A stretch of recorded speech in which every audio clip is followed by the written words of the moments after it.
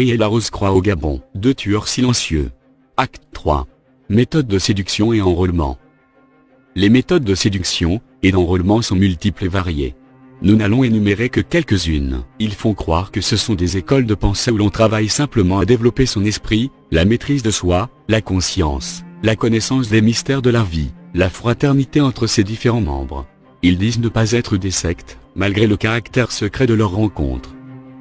Ils vous donnent accès au mystère de la vie après la mort, de la réincarnation, la connaissance du surnaturel, et comment y s'élever spirituellement. Il n'y a rien après la mort. Ils sont dans tous les pays du monde, il n'y a pas de sacrifice humain, aucune autorité des différents pays ne laisseront de telles organisations s'implanter sur son territoire. Sauf qu'ils ne disent pas que les autorités de ces pays sont en général membres de ce milieu. On n'appelle pas le chien, avec un bâton à la main. Comme dans le cas de la tentation du Christ, ils vous font voir tout ce que le pays, le monde entier a comme jouissance et gloire. Argent, luxe, richesse, prestige, pouvoir, fonction, honneur, relations, succès, affaires et bien-être. Tout ceci a une simple condition, appartenir à la grande famille maçonnique rosicrucienne. Ces nébuleuses opèrent à travers plusieurs tentacules dont la Fraternité Blanche Universelle, le Gancard, Mécari, Rose-Croix des Or, Jeune Chambre Économique, Lions Club, Rotary Club, la politique et l'administration publique ou privée, les grandes entreprises, le monde des affaires, les universités et grandes écoles, les forces de sécurité et de défense, et l'Église catholique, par le canal de certains membres du clergé. Ces différentes tentacules sont des pépinières pour la cooptation des nouveaux membres. Si vous êtes élève, étudiant, on vous garantit l'obtention de votre bac, les études supérieures dans les grandes écoles et universités de votre choix. On vous donne la garantie d'un parcours sans faute dans un système universitaire, où faire un parcours sans faute relève presque du miracle, parce que tout est fait pour éliminer le plus grand nombre. On vous donne une bourse présidentielle, ou de coopération dans une université à l'international, avec tout et l'accompagnement nécessaire, logement, virement bancaire, diplôme et travail à votre retour. Imaginez-vous un étudiant issu, par exemple d'une famille pauvre, qui se retrouve avec un compte bancaire régulièrement alimenté pour subvenir à ses besoins. Étudiant à statut particulier, le premier contact se fait pour certains à travers le net. Là tout est bien dans le meilleur des mondes. Et l'adhésion se fait en ligne, pour ce qui est de la Rose-Croix, directement avec le château de Montville, en remplissant un formulaire. Et l'intronisation quant à elle, se déroule au temple du PK8, derrière le marché de bananes. Pour ce qui est de la franc-maçonnerie, vous devez chercher un parrain. Les leaders estudiantins sont très convoités par ces sectes, car présentant les qualités de leader, et pouvant constituer de bons relais en milieu étudiant. Vous avez accès à des connaissances, qui peuvent vous permettre d'augmenter vos capacités intellectuelles. Ils sont le monde de l'intelligentsia internationale, savants, chercheurs, professeurs de renom, informaticiens, inventeurs bref, de l'élite mondiale. Si êtes à la recherche d'un emploi, vous constituez une bonne cible. Et l'appartenance ou l'adhésion à l'une de ces deux sectes vous ouvre non seulement les portes de l'emploi, mais aussi l'assurance de changer de vie et de sortir de la précarité. On vous posera la question de savoir quel est votre parrain. Si vous êtes déjà dans le monde du travail, on vous approche par votre chef hiérarchique, parrain ou des collègues. Vous êtes invité à assister à une réunion dans un hôtel chic de la place. On vous fait part d'une proposition de nomination, avec tous les avantages qui vont avec. Vous êtes nommé à un poste de responsabilité, chef de service, directeur, directeur général, P.C.A. ministre.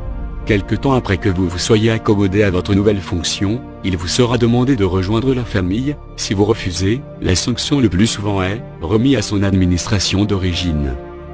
On vous propose un poste de préfet, gouverneur, secrétaire général, chef d'établissement, conseiller avec véhicule de fonction et tout le reste, juste pour vous attirer.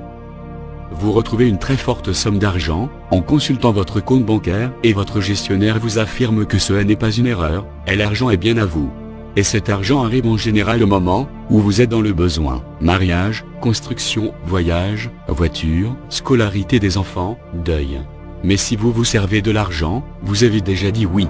Des semaines après, un gros bonnet du cercle, à l'étape de grand maître le plus souvent vous appellera à son bureau, ou dans un coin VIP, pour se féliciter de ce que vous ayez fait usage de la manne financière, et vous demandera ensuite de renvoyer maintenant l'ascenseur, en sacrifiant un animal, un humain. Dans un premier temps, ensuite viendra l'étape où vous devez faire allégeance.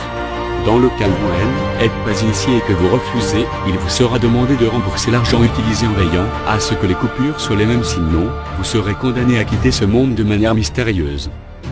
Nomination, avancement en grade, missions à l'intérieur et à l'extérieur du pays seront de plus en plus fréquentes pour le nouveau membre ou celui dont ils nourrissent le projet de compter parmi eux. Positionnement du nominé dans le milieu politique, avec fonction officielle ou élective, maire, conseiller municipal, député, sénateur, haut représentant, chargé de mission, etc. Avec ou sans référence, on peut changer votre vie. Tout est fait pour vous mettre à l'aise. Argent, maison, mariage, biens matériels. On vous donne carte blanche pour aller choisir une voiture dans l'une des maisons concessionnaires de la place. Un parent ou une âme de bonne volonté, qui a financé vos études, vous envoie un beau jour vers l'un de ses frateurs, dont il aura déjà confié la mission de vous parrainer ou de vous demander de rejoindre la fraternité. On vous donne l'assurance d'avoir des amis fidèles, et toujours prêts à vous venir en aide quelles soient les situations ou les circonstances. On va vous assurer une carrière hors du commun. Si vous êtes issu d'un corps habillé, là aussi, le passage en grade, stage et commandement vous seront assurés.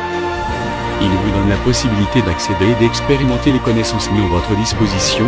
Les humains sont souvent le champ d'expérimentation de celle-ci. Comment communiquer avec quelqu'un par la pensée, comment soumettre une personne à votre volonté, et manipuler une foule ou un individu, comment agir sans avoir à parler ou bouger de sa chaise, et l'accomplissement de soi. Vous pouvez être ensolé à travers un recrutement, une admission à un concours, pendant ou au sortir d'une école, l'ENA, L1 est l'École nationale de la magistrature, etc. Vous êtes exclu de tout avancement et nomination en grade, malgré votre ancienneté ou compétence avérée, ceci pour vous amener à faire allégeance, à ramasser le stylo, ou pour vous punir de votre refus. Vous êtes privé du bureau, ou des avantages liés à votre fonction.